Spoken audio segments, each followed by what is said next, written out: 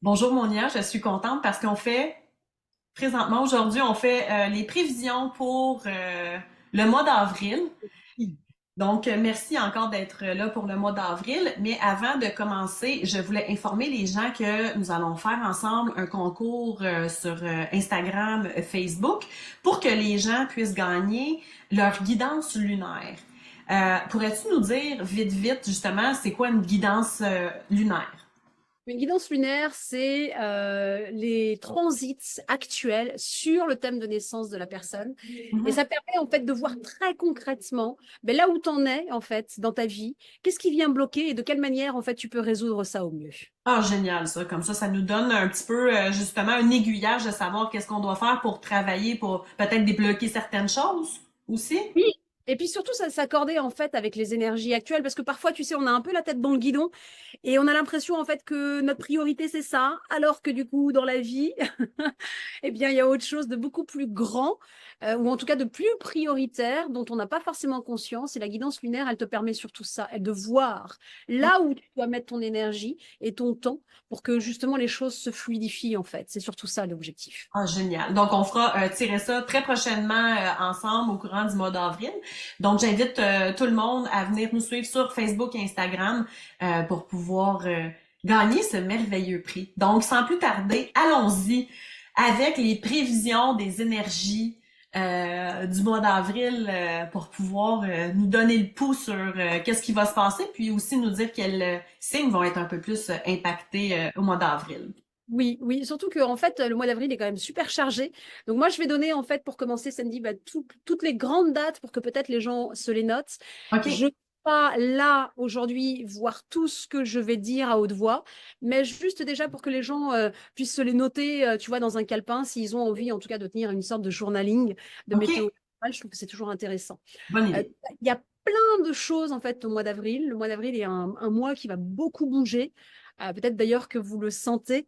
On s'en parlait en coulisses avec Ouais. Sandy, une espèce de waouh, voilà, hein, d'énergie qui nous pulse. Et ça commence en fait d'emblée, puisque effectivement, Mercure, là, en ce moment, on le sent déjà, il est dans sa période de pré-shadow. C'est vraiment la période où il commence un peu à freiner.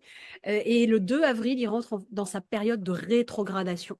Donc, il va y rester quand même quasiment tout le mois d'avril, puisque ça va durer jusqu'au 25 avril. Donc, ça, c'est le première chose importante à noter. À partir du 5 avril, il y a Vénus qui rentre dans le signe du bélier. Le 8 avril, il y a la nouvelle lune en bélier avec une éclipse solaire totale. Ça, je vais en Wow. parler plus longuement. Je vais parler aussi de Mercure rétrograde plus longuement. Ensuite, le 11 avril, il y a la conjonction Mars-Saturne en poisson. Le 19 avril, il y a le Soleil qui passe dans le signe du taureau. Et le 21 avril, il y a la conjonction Uranus-Jupiter, où je vais m'arrêter un petit peu aussi, parce qu'elle est quand même importante. Et moi, en tout cas, je finirai avec la pleine lune en scorpion, même si du coup, ça continue, puisque le 25 avril, il y a Mercure qui reprend sa marche directe. Et il y a deux autres événements qui sont importants sur ce mois d'avril. Vénus qui passera dans le signe du taureau et Mars qui passera dans le signe du bélier. Alors, c'est vrai qu'il y a beaucoup, beaucoup de mouvements. C'est pour ça que moi, je vais faire le focus sur certains d'entre eux. Sinon, dans 3 heures, on y est encore. Et c'est pas le but. Je vais commencer en fait par Mercure, parce que Mercure, c'est quand même important, même si évidemment qu'il a ces périodes de rétrogradation fréquentes dans l'année, donc on est un peu habitué, mais quand même. Donc Mercure, dès le 1er avril, ça y est, il y a sa rétrogradation qui va commencer jusqu'au 25 avril. Mercure, c'est quoi? Mercure, c'est notre mental, c'est les échanges, c'est la communication, c'est Internet, c'est les liens qu'on peut avoir avec nos proches et puis en même temps avec aussi, du coup, quand on est entrepreneur, nos clients. Et quand Mercure commence à rétrograder, eh bien, c'est des retards, des incompréhensions, des pas dans tout genre. Alors évidemment qu'il y a quand même un bel aspect, hein. À chaque fois, j'aime bien insister là-dessus, c'est jamais blanc ou noir avec les énergies. Il y a toujours cette dualité, hein. Euh, le bel aspect, c'est qu'évidemment, quand il est dans cette période-là de rétrogradation, bah, pour le coup, ça nous amène aussi à travailler de manière beaucoup plus intense sur bah, nos croyances, hein. Alors évidemment que l'autre aspect, c'est qu'on va avoir la sensation en fait d'avoir à travailler dans l'urgence, hein, puisque du coup, il peut y avoir des périodes où bah, il y a rien qui roule Mhm. peu. Donc ça met un peu nos nerfs à vif, hein. On est dans une période où nos nerfs sont un peu à rude épreuve.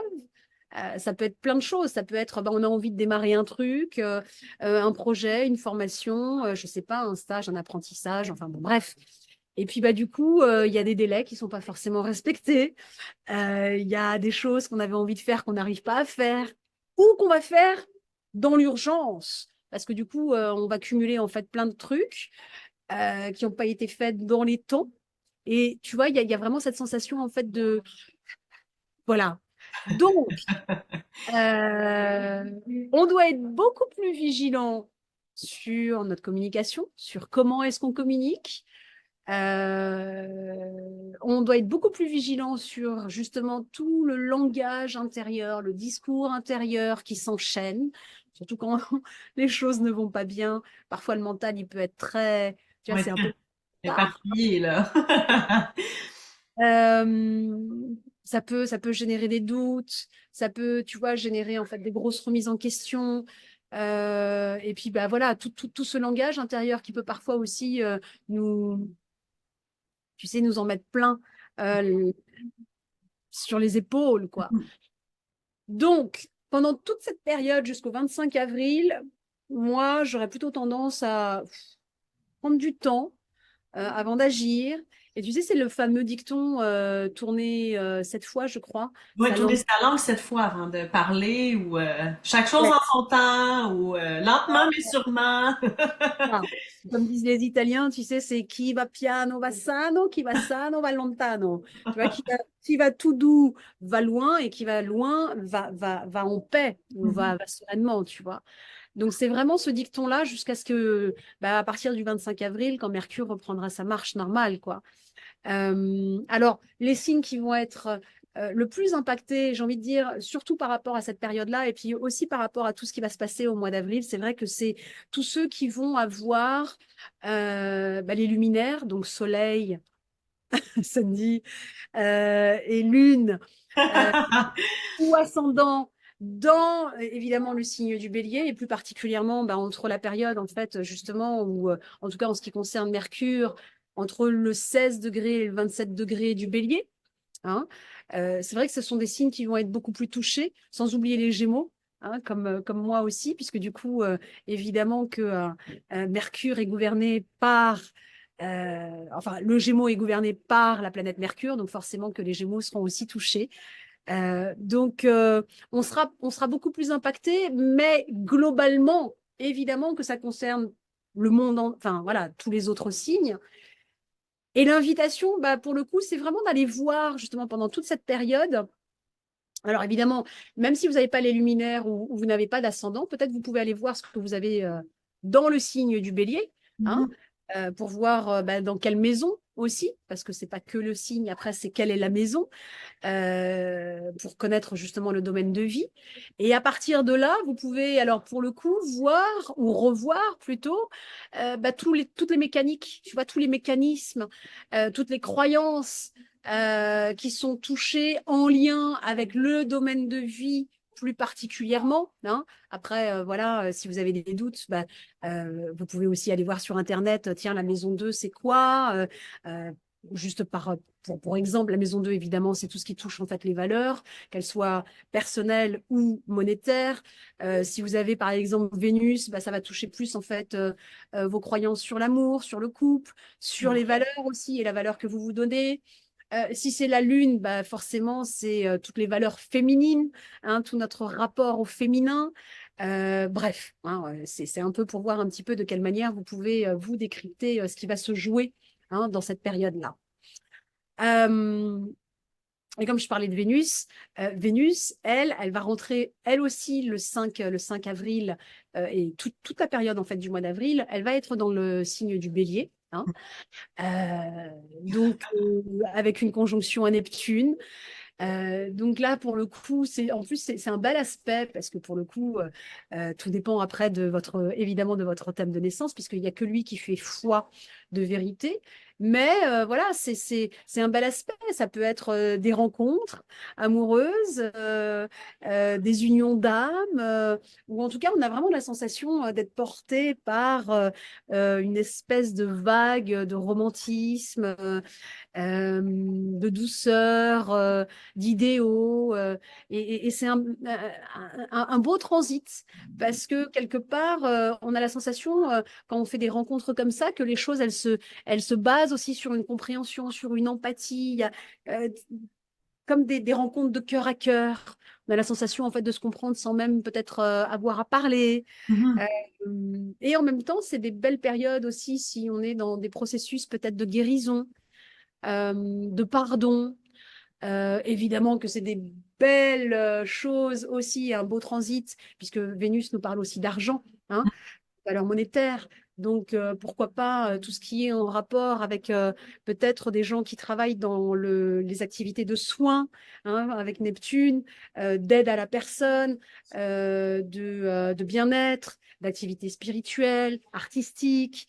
Ça peut être une période où il peut y avoir des gains, hein, autre chose en tout cas, tu vois, effectivement, je pense à toi, surtout que toi, du coup, il y a ton soleil qui est en bélier, donc il va y avoir une belle réunion dans ces signes-là. Mais c'est vrai que c'est un transit qui peut favoriser, tu vois, la créativité, des choses qui sont fécondes, tu vois, quelque chose vraiment qui peut amener un gain, matériel, tu vois, ou en même temps tout simplement artistique, hein.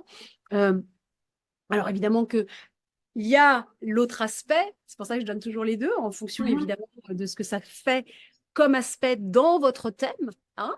Ça peut être une période, bah, pour le coup, avec cette conjonction Neptune, d'une difficulté, au contraire, hein, d'un effort à fournir, où tout d'un coup, bah, on découvre que finalement, la relation dans laquelle on est, elle est un peu sacrificielle, c'est-à-dire que du coup, voilà, on donne beaucoup de sa personne et qu'il n'y a peut-être pas forcément en fait de retour à ce niveau-là. Donc, il peut y avoir des déceptions amoureuses, peut-être des infidélités, des éloignements, des dépendances aussi, des sensations où ben, on se dit, waouh, on est quand même sacrément dépendant, affectivement, ou en lien aussi avec la matière. Il peut y avoir des arnaques.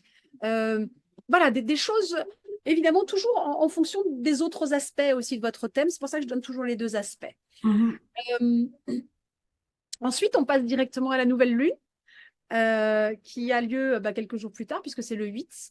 Elle a lieu en bélier. Alors, c'est important, en tout cas, cette nouvelle lune en bélier, parce que évidemment que le signe du bélier, c'est le démarrage de l'année astrologique. Donc, c'est la OK. première vraiment importante nouvelle lune pour nous, en tout cas astrologues, en tout cas dans la vision astrologique. En OK. plus, c'est une nouvelle lune qui est assez particulière parce que déjà c'est une éclipse totale solaire qui sera visible, bah, pour le coup, la dernière elle était très visible parce qu'elle avait commencé au Mexique, là où je suis, en continuant aux États-Unis. Là elle va se prolonger jusqu'au Canada, donc en fonction de là où vous êtes, en tout cas au Canada, vous aurez la possibilité de la voir. Et c'est toujours un des moments qui sont, je trouve, assez incroyables, ces éclipses totales solaires. Donc elle Vraiment. sera visible Mexique, US et Canada. Donc en France, bah, évidemment, non, elle ne sera pas visible, mais peu importe, hein, il y a aussi toutes les énergies, en tout cas, dont on peut bénéficier. Et la deuxième particularité, c'est qu'elle est vraiment en conjonction exacte avec Chiron, puisqu'elles seront toutes les deux voilà, à 19 degrés 24 pour être exact, sur le même, vraiment la même conjonction, et très très proche en fait du nœud nord, et donc évidemment opposée au nœud sud en balance. Et forcément que avec une conjonction à Chiron, le grand guérisseur, on ne peut pas non plus omettre, hein, justement, ou en tout cas faire l'impasse de cette notion de période de guérison. C'est comme si finalement on avait tout d'un coup euh, c'est pas seulement la conscience de nos grandes blessures, hein, parce que je pense que en plus là, d'un point de vue, j'ai envie de dire humain, à l'échelle humanitaire, c'est comme s'il y allait y avoir quelque chose qui vont refaire surface, hein, OK. de ces grandes blessures, alors personnelles et puis en même temps humaines, hein, et on sait qu'en ce moment, d'un point de vue humain, à l'échelle en tout cas universelle, il y a des grandes choses effectivement à Exact, guérir, exactement. ces différentes guerres qui éclatent à droite et à gauche. Donc c'est une grande période en tout cas où on va se connecter tous, alors individuellement et de manière beaucoup plus universelle à ces grandes blessures. Elles vont refaire surface en n'oubliant pas par rapport à ce que j'ai dit, tu sais, au tout Hum. début, que Mercure, lui, il sera quand même dans sa période de rétrogradation. Donc, c'est pas forcément une période qui sera très simple quand on a affaire à ces grandes remontées, hein, de blessures et qu'en même temps, on a la sensation en fait que notre tête, elle est pas pleine, elle est pas efficace à 100%. Euh, Mhm. on va avoir cette sensation, en tout cas, de ne pas être dans cette capacité de voir les choses clairement, Un avec petit, euh, un petit vraiment, nuage mental, là. avoir vraiment la tête dans le guidon. Et c'est pas forcément très aidant quand il y a ces espèces de remontées pour, tu vois, agir, en tout cas avec discernement. Ça peut brouiller énormément nos cartes. Hum. Et en même temps, c'est particulier parce que du coup, c'est quand même une nouvelle lune en bélier. Donc, c'est le moment normalement de prendre un nouveau départ. Et c'est comme si, tu sais, tu prenais en fait un vélo, puis du coup, tu mets un coup de pédale, mais tu vois, il y a quelque chose qui, voilà, on est censé prendre un nouveau départ parce que c'est quand même la dynamique en fait d'une nouvelle lune, mais en même temps, voilà, il y a des remontées dont on n'arrive pas trop ni à comprendre ni faire le tri. Donc c'est un nouveau départ qui en plus normalement, voilà, doit nous impacter sur quand même les 6 mois minimum à venir parce qu'on est quand même dans cette période d'éclipse, donc c'est un peu cette symbolique là. Donc, c'est quand même des décisions qui nous engagent, hein, sur un futur qu'on est déjà en train d'écrire. Donc, c'est vrai que, bah, voilà, on sait que c'est impactant, on sait que c'est important, et en même temps, c'est comme si on n'avait pas suffisamment de recul pour pouvoir prendre les bonnes décisions. Donc, c'est OK. intéressant vraiment de voir comment alors, en plus, en ce moment, sur un plan mondial, on est quand même, voilà, hein, dans cette espèce de bouillonnement, hein, où chacun individuellement, j'ai la sensation qu'il a envie de tirer sur la nappe, Oui, tu sais, exact. tirer sur la nappe. Oui, Hein. C'est ça qui est intéressant, c'est que en ce moment, on a vraiment la notion qui est en plus très valorisée, hein, l'affirmation de soi, exact. hein, c'est très, très valorisé, ça.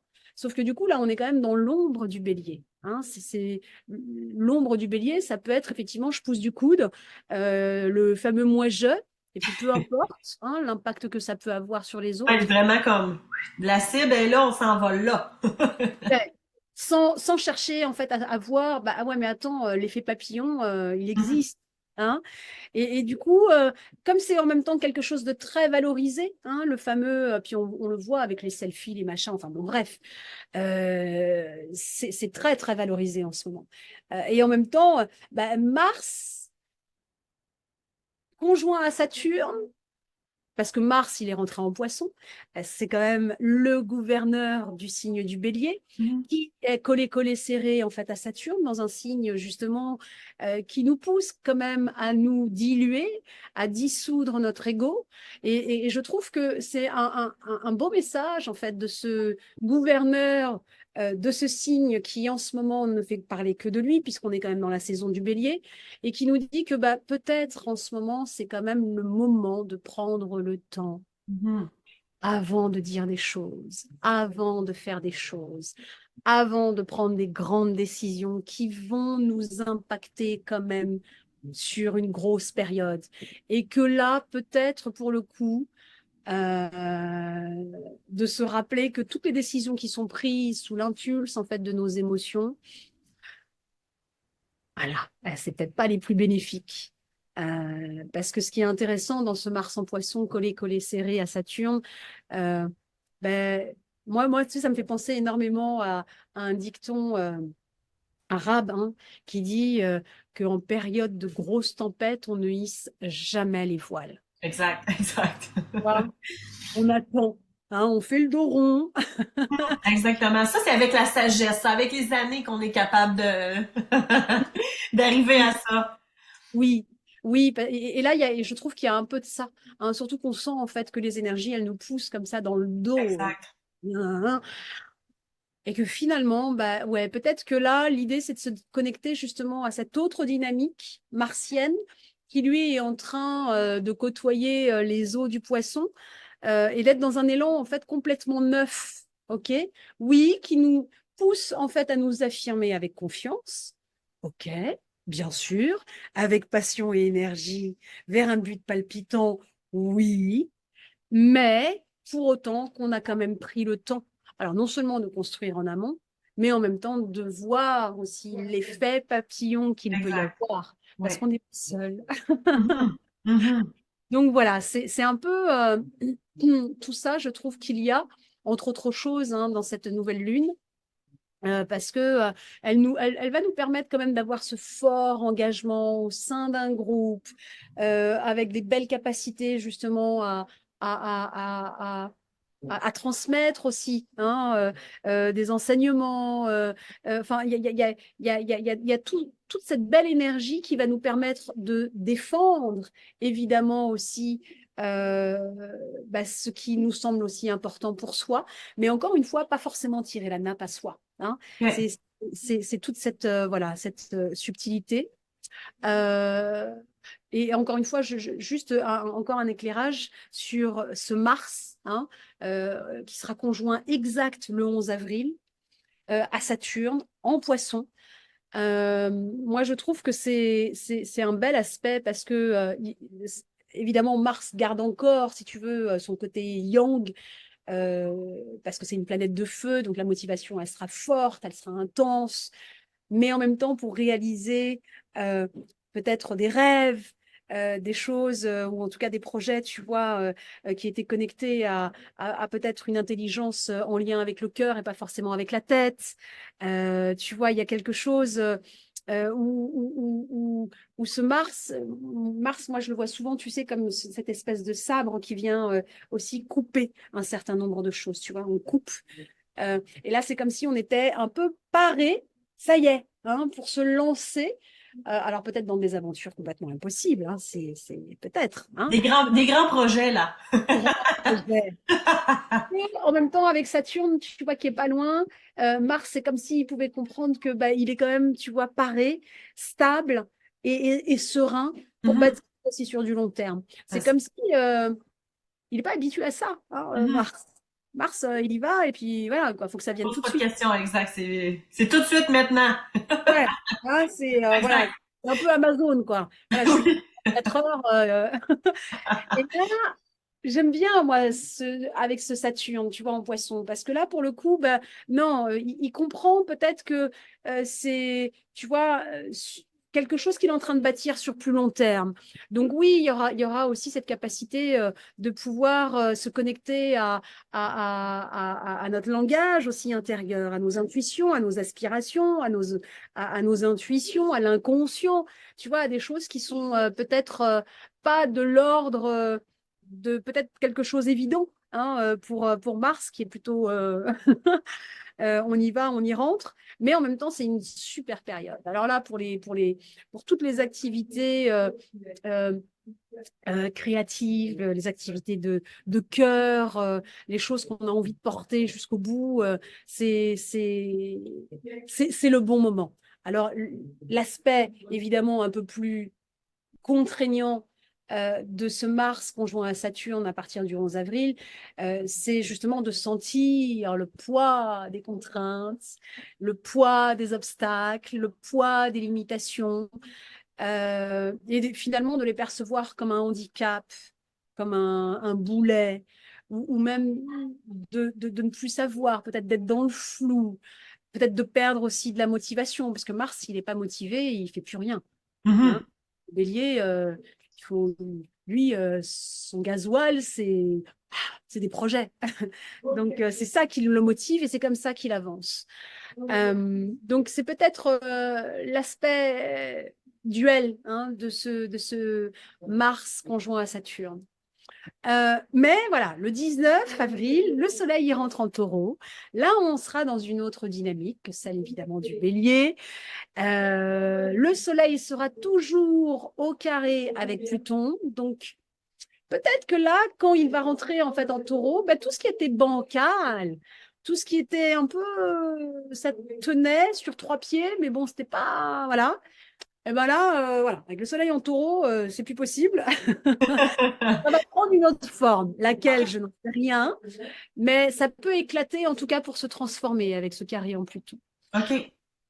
Pourquoi? Bah parce que le taureau, en fait, il est dans cette quête hein, de sécurité hein, affective, matérielle. Donc, ce qui est bancal avec ce carré au Pluton, c'est plus possible. Hein. Il y aura quelque chose, tu sais, comme les effets de balancier. Voilà. Exact. Mais il faut que ça aille à droite ou à gauche, mais il faut que ça aille, quoi. Alors, le bon aspect, c'est que oui, avec un soleil qui rentre en taureau, du coup, on va pouvoir consolider notre sécurité. On va être après avoir bien peut-être dans quelque chose de plus posé, hein, et que en même temps, bah, c'est une période en fait de maturation. Hein, de tous ces projets, parce que quand on parle du signe du taureau, on est vraiment dans une fécondité, dans une fertilité, dans une productivité, dans une sensualité aussi, dans un côté peut-être un peu plus carpe diem, hein, tu vois, où on est au contact bah, de la nature, des choses simples, des plaisirs simples, euh, avec l'aspect duel du taureau qui ne lâche rien. Hein, ce côté, quand j'ai une idée en tête, voilà, je la lâche pas. Donc moi, la recommandation généralement pour vraiment traverser en fait cette période du taureau, c'est ben, tout ce qui peut justement nous ramener aussi au plaisir simple, aux joies simples, prendre ses temps, peut-être se les imposer si on n'a pas l'habitude de le faire, pour essayer de retrouver, tu vois, ces plaisirs en fait de la nature, retravailler aussi son contact à la matière, à OK. l'abondance, au cycle de la nature, et comment est-ce qu'on peut cultiver tout ça, hein? Comment est-ce qu'on peut faire des activités où l'on met de la conscience sur notre capacité à faire croître les choses, hein? Tu vois, notre capacité un peu comme la lampe d'Aladin, tu vois, où Oh, oui. on peut, voilà, euh, accroître, multiplier, hein, comme les petits pains et Jésus, quoi. C'est comment est-ce que je peux privilégier ces moments où je sais que je prends plaisir à faire, à multiplier en moi cette capacité à croître. OK. Euh, Ensuite, on fait des sauts quantiques, hein, mais c'est comme ça, c'est aussi qu'il faut voilà, faire des choix. Euh, on passe au 21 avril. Et là, c'est Jupiter, la planète qu'on associe très souvent, tu sais, à la chance. Mhm. Il y a notre capacité justement à nous élever et à croître. Hein. Euh, eh bien là, il est conjoint à Saturne, qui lui est toujours en taureau. Et c'est une conjonction dont on parle déjà beaucoup depuis le début d'année. Ah, le 21 avril, il y a la grande conjonction de Jupiter et Saturne. Pourquoi on en parle? Parce que en astrologie, les phénomènes qui sont rares sont évidemment importants. Hein. Et puis la dernière conjonction dans ce signe-là, hein, pas des deux planètes, mais dans ce signe du taureau, c'était en 1941, pendant évidemment la Seconde Guerre mondiale.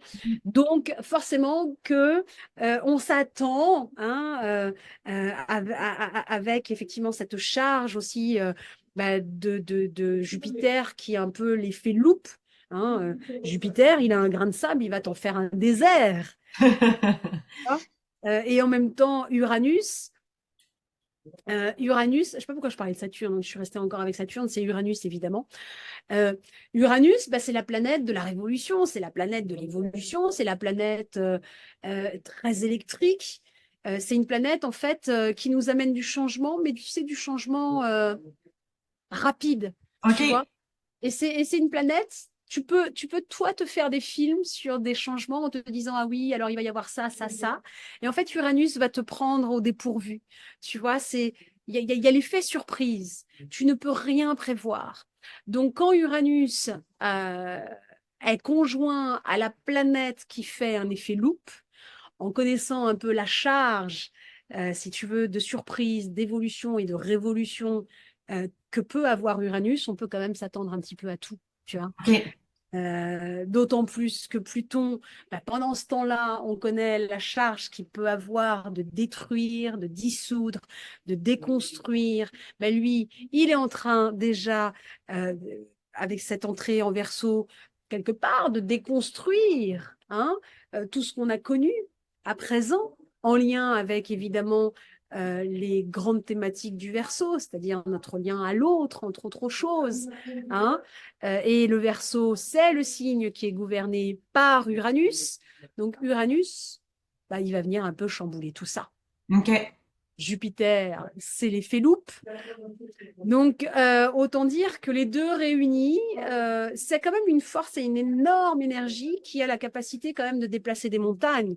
Alors, dans quel sens? Il n'y a ni bien ni mal. Hein, les énergies ne sont pas dans cette optique-là. Mhm. Évidemment, c'est tout à chacun d'en donner du sens, mais c'est clairement à partir de cette période-là, le 21 avril, quelque chose où deux gros mastodontes, hein, c'est Jupiter, c'est Uranus, on est dans voilà, deux mastodontes qui se rencontrent et qui demandent du changement. Hein. Alors, dans quel sens ça se rage?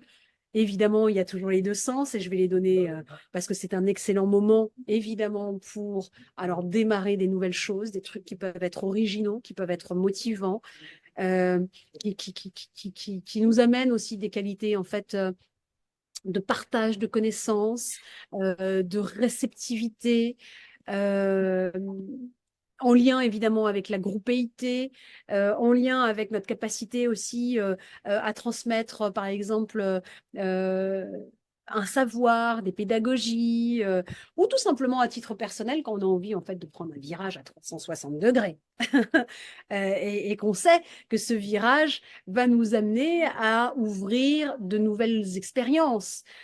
Que ça soit sur le plan humain, que ça soit sur le plan matériel à la fois, euh, c'est vraiment la super période en fait pour le faire. OK.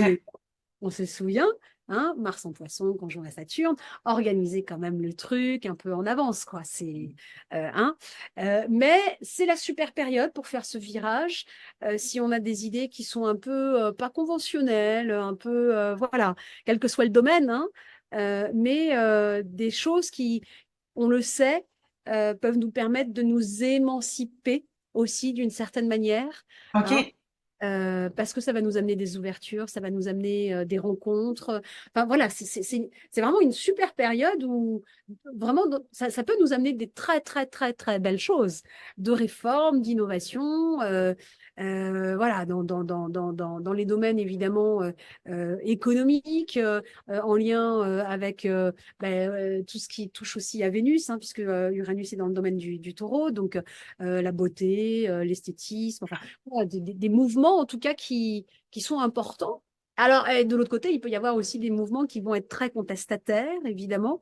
Euh, c'est toujours, voilà, c'est toujours dans un sens ou dans un autre. C'est aussi probablement un cran au-dessus dans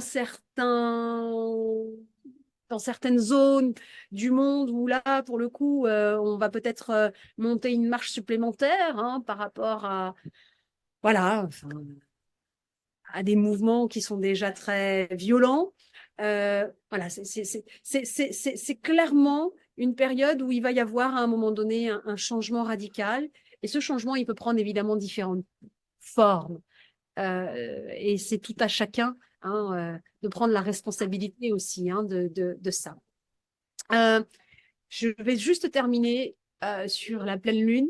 C'est vrai que c'est difficile, en fait, tu vois, de faire un espèce d'état des lieux mais en tout cas, j'aime bien ce challenge. On continue avec la pleine lune. avec la pleine lune. Donc la pleine lune, elle se fait en Scorpion, elle sera le 24 avril, elle sera au carré à Pluton. Donc c'est vrai que c'est forcément quand la lune, tu sais, elle est au carré comme ça avec Pluton, il peut y avoir des espèces d'angoisse qui sont peut-être même pas forcément souvent raisonnées, mais c'est voilà des choses un petit peu qui remontent. Ça peut être des blocages ou des choses même qui sont assez obsessionnelles. Tu sais, quand à un moment donné on commence à toujours penser Mhm. une chose et puis que ça tourne un peu en boucle là-haut, ou des peurs. Encore une fois, qui n'ont pas forcément de raison tangible, hein. Donc c'est vrai qu'elle sera quand même chargée de ça, d'autant plus qu'elle se fait dans un signe qui est quand même très anxieux, le Scorpion, qui est très très très très très très obsessionnel de sa sécurité, hein, comme Mhm. avec une autre manière, un côté peut-être un peu plus acide. Alors il y a évidemment, comme tous les autres, deux versions, hein. Il y a le bel aspect, c'est-à-dire que du coup ça nous pousse quand même à ouvrir nos capacités à relever des obstacles, des grands défis, de se débarrasser de vieilles choses, peut-être un peu obsessionnelles, ou des vieilles peurs, ou des vieilles angoisses, justement, ou même des habitudes, ou même des personnes toxiques dans Oh. notre environnement. Donc, ça peut avoir justement, tu vois, cet effet un peu de remise à zéro, hein. Le scorpion, il peut avoir ce côté très, tu vois, donc une pleine lune en scorpion, au carré à Pluton, il peut y avoir vraiment waouh, la renaissance, la régénération, la reconstruction, euh, ou même des rénovations purement factuelles, c'est-à-dire, je sais pas, voilà, des travaux, tu vois. Mais il peut vraiment y avoir quelque chose où on se débarrasse, tu vois, de choses qui vraiment ouais, nous engluaient, hein. Alors les faits, on va dire opposés en quelque sorte, hein, ça peut être bah, des émotions très profondes, très denses, qui remontent à la surface, très intenses, euh, qu'on va peut-être même chercher en fait à contrôler, ce qu'il ne faut jamais, jamais, jamais essayer de faire avec les émotions. Euh, mais du coup, on peut avoir, tu vois, ces espèces de rapports de force dans nos relations. Alors comme bon, on est dans le milieu du scorpion, enfin dans le domaine du scorpion, c'est vraiment les relations affectives, hein, amoureuses, Mhm. des choses qui peuvent être pas jolies jolies parce que ça peut être voilà accompagné peut-être de jalousie, de manipulation, peut-être même des choses qui tout d'un coup sont révélées, hein, parce qu'on est quand même dans une période de pleine lune, donc peut-être des tabous ou des secrets qui tout d'un coup voilà, remontent à la surface, sont révélés. Et dès le lendemain, et je finirai là-dessus, ce qui permet de boucler la boucle avec Mhm. Mercure, puisqu'on a commencé avec Mercure et on finit par Mercure. Dès le lendemain, le 25 avril, Mercure reprend voilà, sa marche directe, il reprend sa course. Donc à la fin du mois, on aura vraiment tout d'un coup l'impression, tu disais tout à l'heure le nuage, ouf, Mhm. comme voilà, on nous enlève le chapeau. OK. Tu vois, on aura l'impression d'avoir beaucoup plus d'amplitude, hein, pour prendre les choses, se faire comprendre, assimiler, affirmer.